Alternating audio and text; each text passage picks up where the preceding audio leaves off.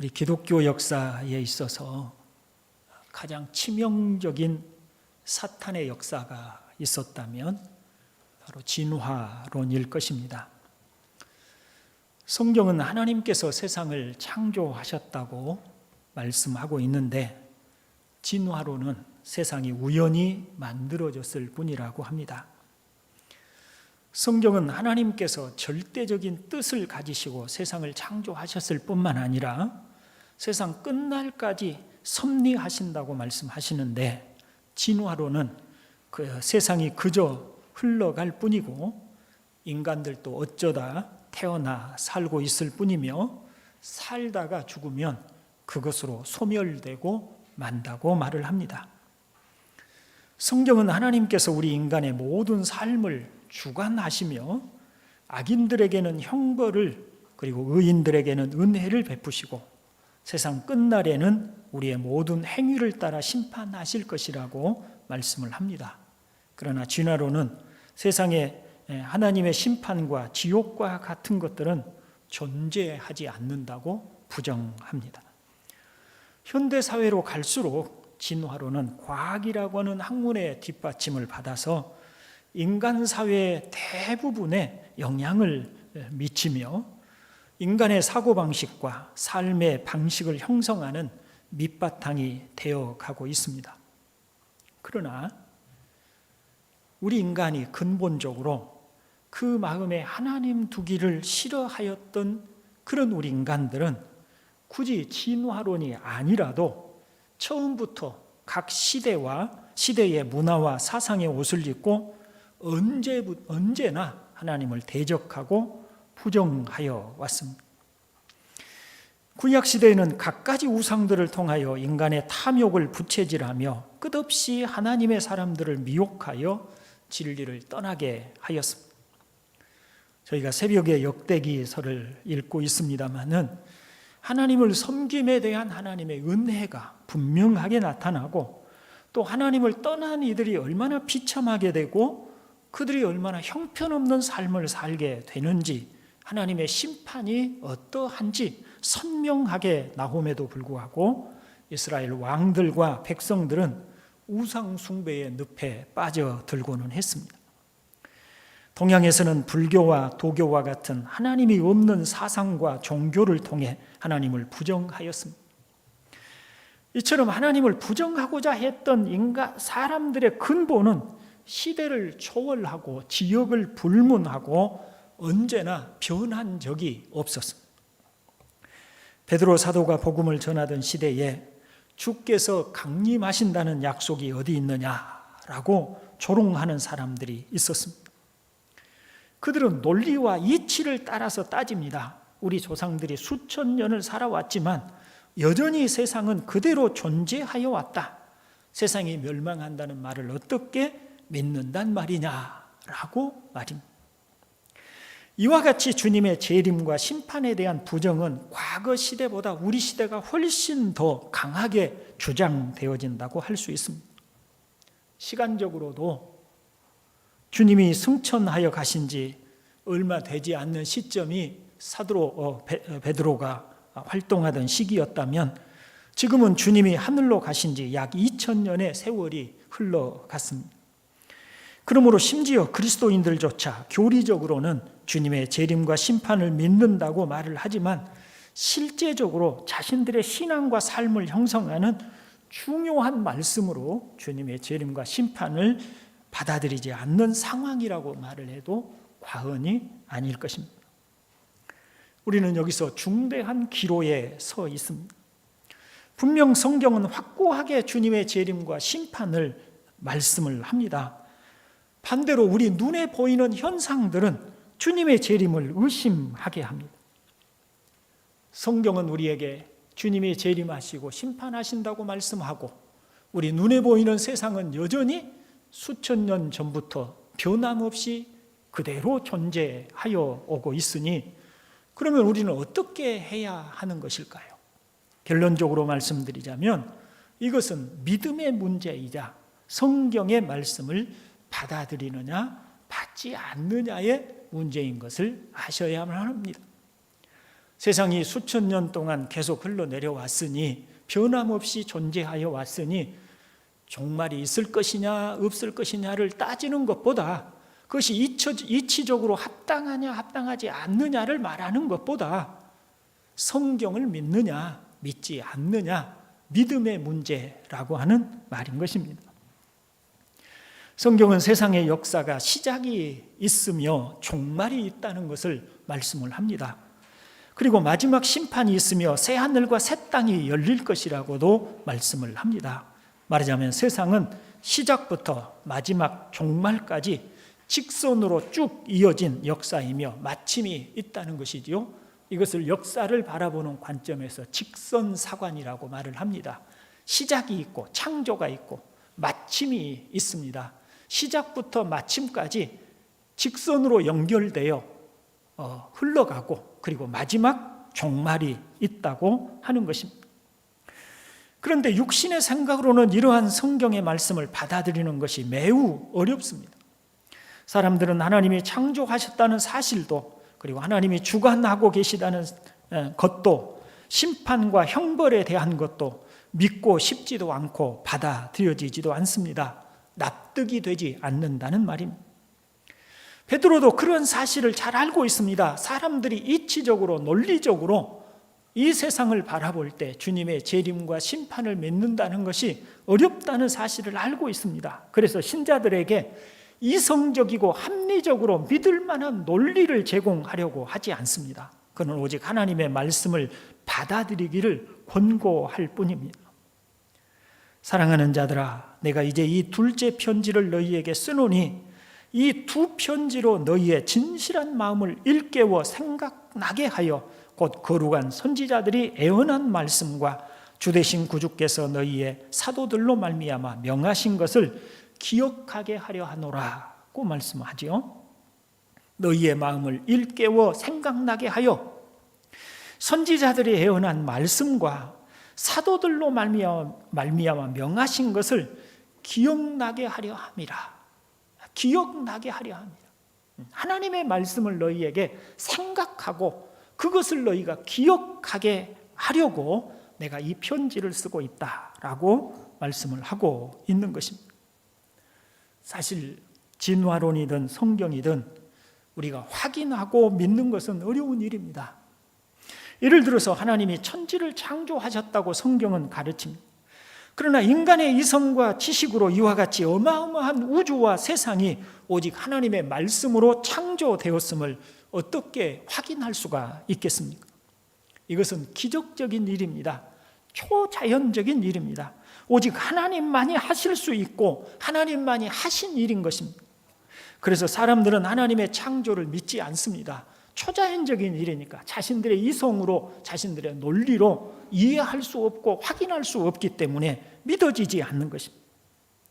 저 광대한 우주에 수많은 별들이 존재합니다. 단지 이 지구가 속한 태양계만 하더라도 태양을 중심으로 해서 지구가 돌아갑니다. 그런데 엄청난 무게를 가진 이 지구가 어디엔가 매달려 있지도 않고 또 뭔가 받쳐주는 것도 없이 거대한 공간에서 떨어지지 않고 일정한 속도로 수천 년의 세월을 태양 주위를 돌고 있습니다. 이것을 사람들은 태양을 중심으로 하는 원심력에 의해서 그렇게 한다고 주장을 합니다. 그렇다면 원심력이라고 하는 것은 어디에서 생겨난 것이냐 하는 것에는 모든 사물에는 그런 원리가 있는 것이라고 말할 뿐이지 그것에 대한 원인과 또 그것이 어떻게 발생하게 되었는지에 대한 대답은 하지 못합니다. 우연히 폭발한 먼지덩이가 우연히 원심력이 작동되어 수많은 별들이 부딪히지 않고 지구도 태양과 일정한 거리를 두고 변함없이 존재한다는 것을 주장하는 것이 터무니없는 일인 것이죠. 이렇게 하나님이 창조하신 일도 초자연적인 일이어서 쉽게 납득하고 받아들이기 어려운 일일 뿐만 아니라 사람들이 말하는 빅뱅이라든지 혹은 진화론이라든지 하는 것들 또한 눈으로 확인한다든지 이치적으로 분명히 납득할 만한 것들이 없음에도 불구하고 사람들은 차라리 이 진화론과 또 이 빅뱅과 같은 원리들을 믿을만하다고 생각을 하고 하나님이 창조하셨다는 말씀에는 머리를 흔듭니다. 조롱합니다. 믿을 수 없다고 여기는 것입니다. 인간의 능력과 이성으로 이해되지 않는 영역이기 때문인 것입니다.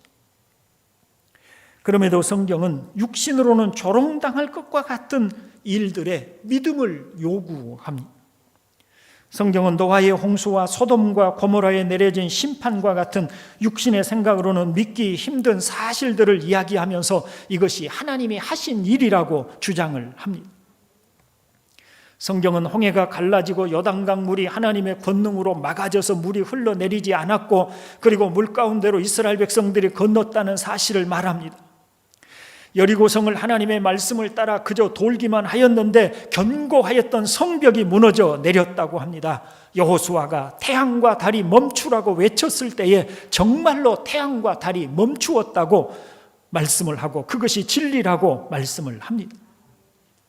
예수 그리스도께서 처녀의 몸에서 잉태되어 태어난 것과 물 위를 걸어서 걷는 일과 바람과 바다를 잔잔하게 한 일과 오병이어의 기적과 죽은 자를 살리신 기적을 진리라고 믿으라고 말씀을 합니다. 그러니 육신적으로 이러한 일들을 받아들일 수가 있겠습니까? 사랑하는 형제 여러분, 베드로 사도나 성경은 하나님에 관하여 또 성경에 관하여 우리를 이해시키거나 설득시키려고 하지 않습니다. 단지 하나님의 말씀인 성경을 믿을 것인지 아니면 육신적인 판단으로 믿지 못하겠다든지 할 뿐이라고 말을 하는 것입니다.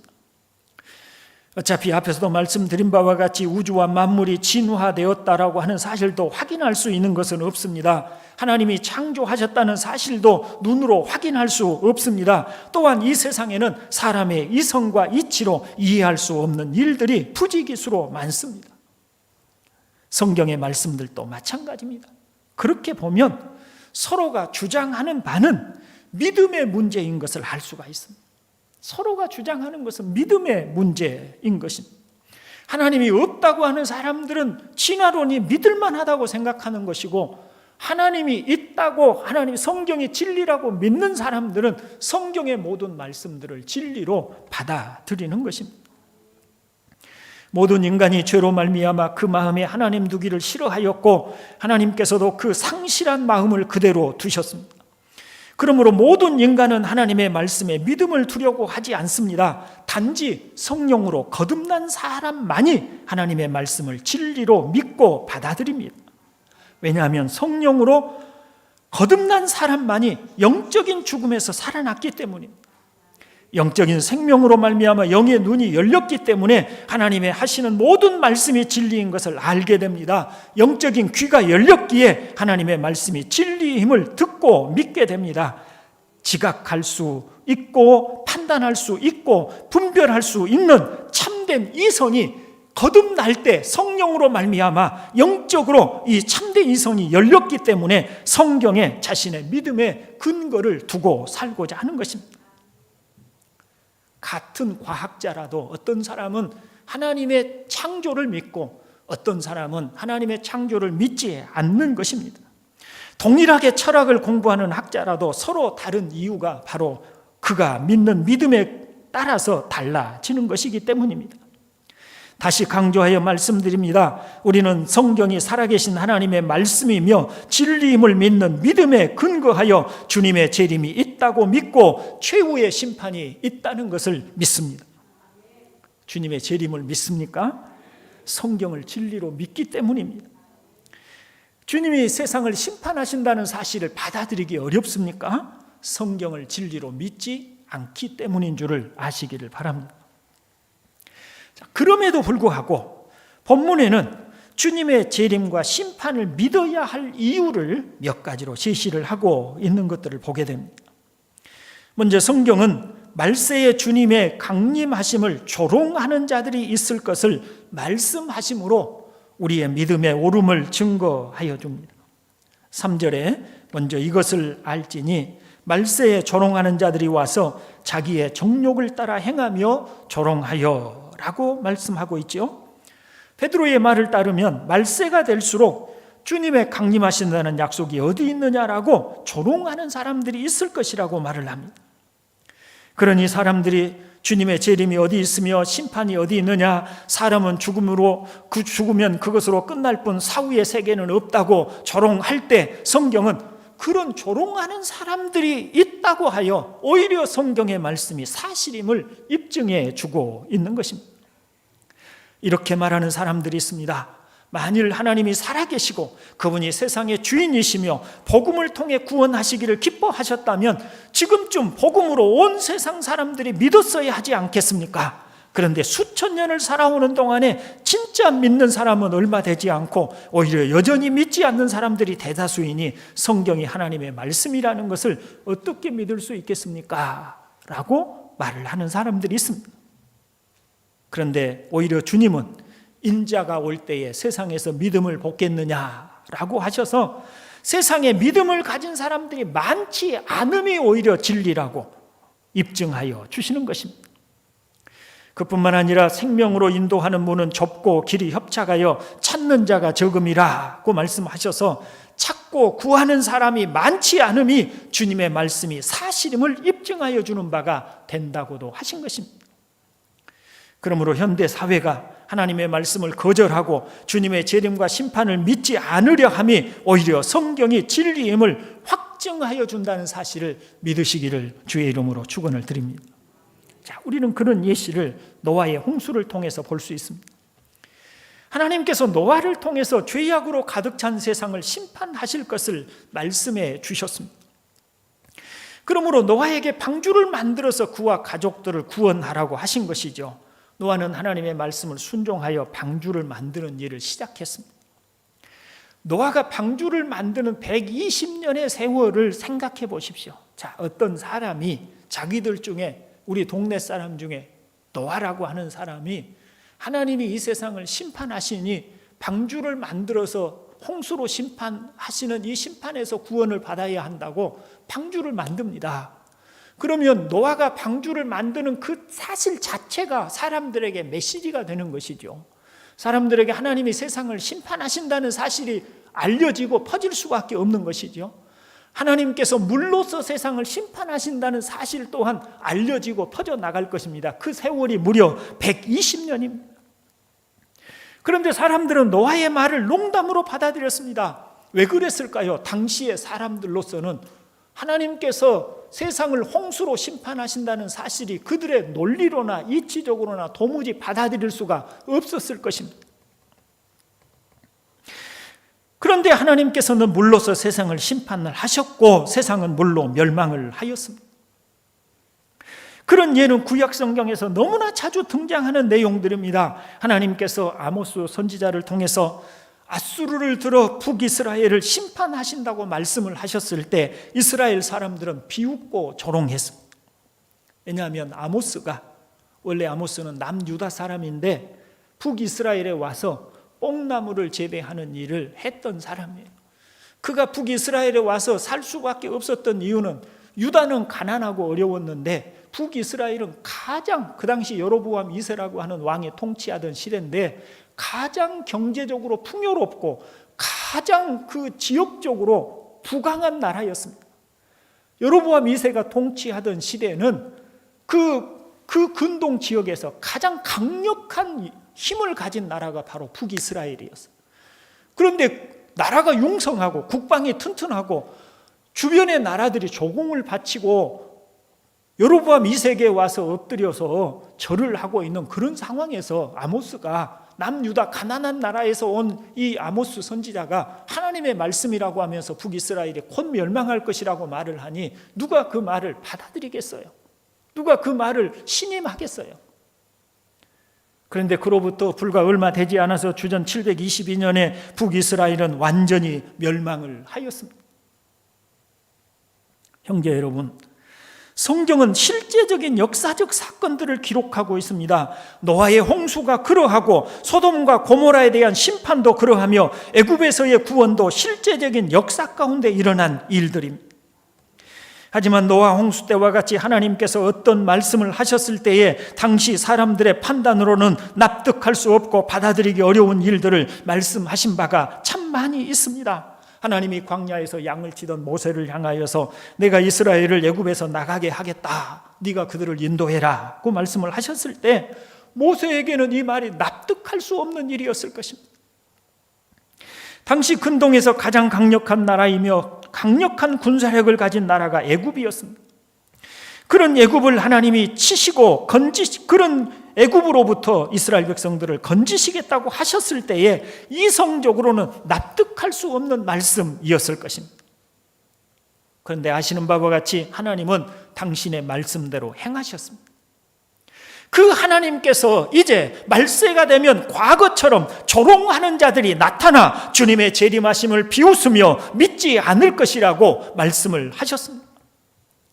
어쩌면 조롱하는 자들이 가장 많은 시대에 우리가 살고 있으며 심지어는 심정적으로 그리스도인들조차 주님의 강림하심과 심판하심을 믿지 않는 이런 거대한 불신의 상황 속에서 우리가 살고 있습니다. 이때 우리가 자세히 살펴봐야 할 바가 무엇일까요? 베드로의 말을 다시 봅니다. 이 두 편지로 베드로 전서와 후서를 말을 하지요. 너희의 진실한 마음을 일깨워 생각나게 하여, 너희의 진실한 마음을 일깨워 기억나게 한다. 곧 거룩한 선지자들이 애언한 말씀과 주되신 구주께서 너희의 사도들로 말미암아 명하신 것을 기억하게 하려 하노라고 말씀합니다. 주님이 강림하신다는 성경의 약속이 진실함을 깨우쳐 주고 싶다는 것입니다. 성경을 믿고 이 약속이 헛된 것이 아님을 확신하기를 간절히 바라고 있습니다. 우리가 주목해야 하는 것은 사람들이 조롱하면서 하는 논리적인 이야기가 아니라 하나님의 말씀이 무엇을 말하고 있느냐인 것을 아시기를 바랍니다. 베드로는 조롱하는 자들이 두 가지 면에서 오류를 범하고 있다고 합니다. 먼저 하나님의 말씀과 약속이 실제적으로 이루어졌다는 사실을 고의로 눈을 감고 받아들이려 하지 않는다는 것입니다.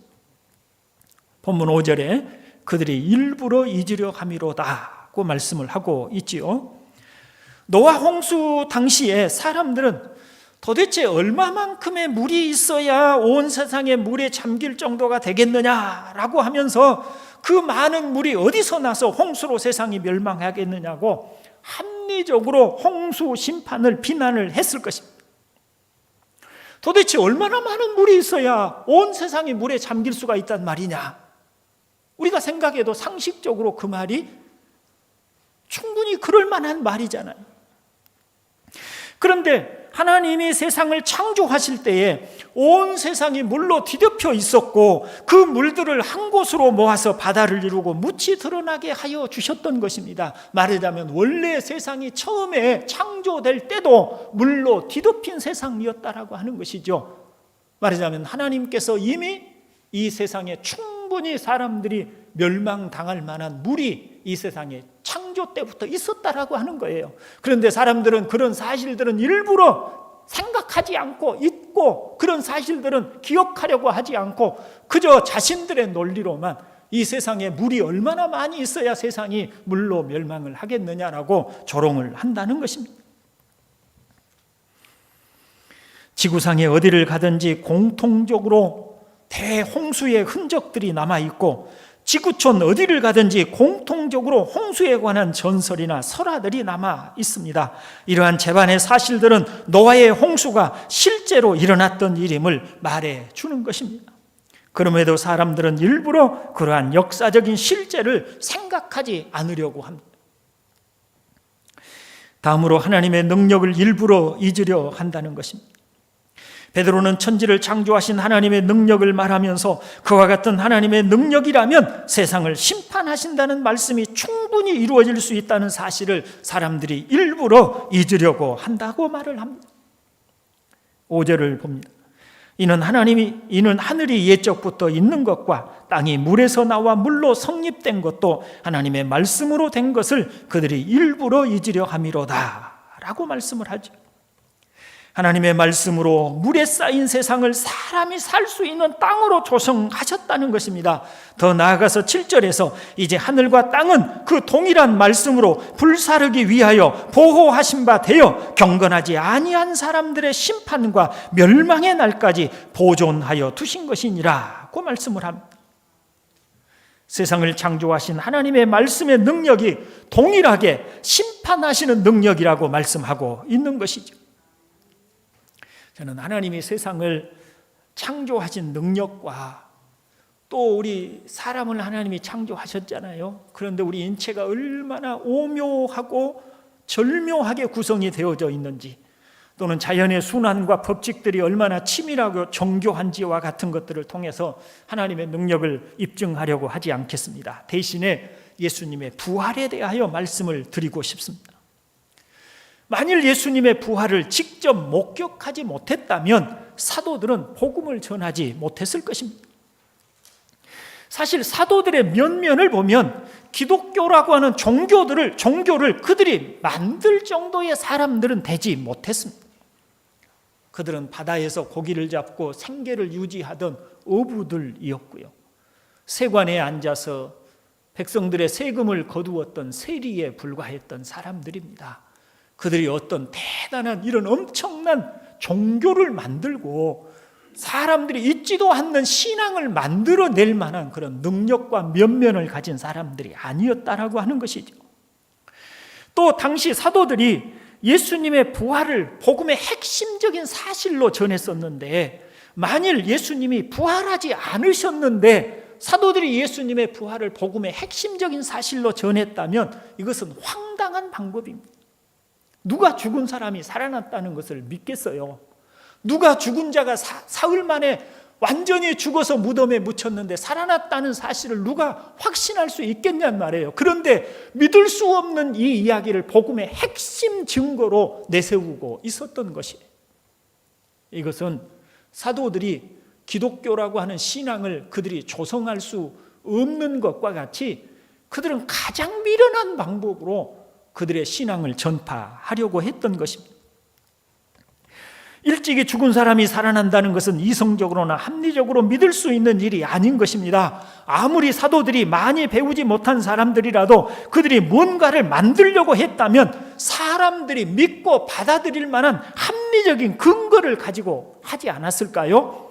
그런데 사도들은 전혀 이성적이지도 않고 합리적이지도 않는 예수님의 부활을 그들의 핵심 복음으로 증거했습니다. 이것은 역으로 예수님의 부활이 확실한 사실이라고 하는 것을 증거해 주는 것이 아니겠습니까? 죽은 자 가운데서 살아나셔서 하늘에 오르신 예수님, 여러분, 이것이 바로 복음이고 하나님의 능력인 것입니다. 죽은 자가 살아났습니다. 많은 사람들이 눈으로 목격하고 확인하고 확실한 사실로 받아들일 수밖에 없도록 예수님께서 살아나셨습니다. 이것이 하나님의 능력입니다. 그분이 하늘로 오르셨습니다. 이것이 하나님의 능력입니다. 사랑하는 그리스도 안에서 형제된 여러분, 성경을 믿지 못할 이유를 세상의 상식적인 수준에서 수백 가지라도 말할 수 있을 것입니다. 반면에 성경의 말씀들이 진리이며 사실이라는 점도 충분히 설명할 수 있습니다. 어느 쪽이든 믿을 근거가 충분하고 믿지 않을 근거도 충분합니다. 믿지 않을 근거는 인간의 상식을 따라 합리적인 근거를 제시할 것입니다. 그러나 우리는 역사적인 사실들과 우리의 경험을 통해서 성경이 진리라는 것을 얼마든지 말할 수 있습니다. 성경을 진리로 믿었던 사람들이 어떻게 살았는지를 보십시오. 어떤 사람은 먼 이국 땅에서 나병 환자들을 돌보며 치료하며 일생을 바치는 사람도 있었습니다. 어떤 사람은 길거리에서 병들어 죽어가는 사람들이 편안한 죽음을 맞이하도록 죽음을 지키면서 사는 사람들도 있었습니다. 자기 나라 사람들도 들어가지 않는 깊은 오지에 들어가서 복음을 전하며 일생을 바치는 사람들도 부지기수로 많았습니다. 그들이 자신들을 그처럼 헌신할 수 있었던 이유는 그들이 만난 하나님 때문입니다. 그들만 하나님을 만난 것이 아닙니다. 우리 또한 하나님의 살아계심을 생생하게 경험했지 않습니까? 무엇 때문에? 우리 스스로 마음 깊이 숨어있는 죄악을 들추어내며 회개의 눈물을 흘리겠습니까? 하나님을 경험하고 하나님의 말씀이 역사하기 때문에 우리 안에 우리 자신들조차 들추어내기 싫은 우리의 죄악들을 들추어내고 하나님 앞에 회개하고 눈물을 흘리는 것 아니겠습니까? 우리는 얼마든지 하나님의 능력과 역사를 말할 수 있습니다. 그런데 왜 하나님께서 성경을 통해 주님이 강림하시며 심판하신다고 하신 말씀을 믿지 않는다는 말입니까? 왜 이런 사실들이 분명하게 있다는 사실을 일부러 잊어버린 사람처럼 무심하게 살 수가 있는 것입니까? 사랑하는 여러분, 성경을 믿습니까? 하나님의 살아계심을 믿습니까? 그렇다면 주님이 재림하시고 세상에 종말이 있으며 각 사람의 행위를 따라 심판하심이 있다는 사실을 상기하면서 그것이 우리의 복음의 깊은 뼈대를 이루고 있다는 사실을 기억하면서 그 토대 위에서 하루하루의 삶을 살아내 가시기를 주님의 이름으로 축원을 드립니다. 기도하겠습니다. 하나님 아버지, 하나님을 배제하고 하나님이 없이 우리 마음에 하나님을 잃어버린 상태로 우리가 우리의 논리와 이성으로 생각하려 하니 하나님께서 하신 말씀들을 실제로 받아들이지 못하고 혹은 우리가 외적으로는 믿는다고 말할지라도 실제로는 내 삶을 주관하시고 심판하실 주님이 계심을 우리가 알지 못한 상태로 상실한 마음으로 그렇게 살아가고 있는 중에 저희들이 있음을 고백합니다. 이 시간에 우리 하나님 아버지 앞에 고합니다.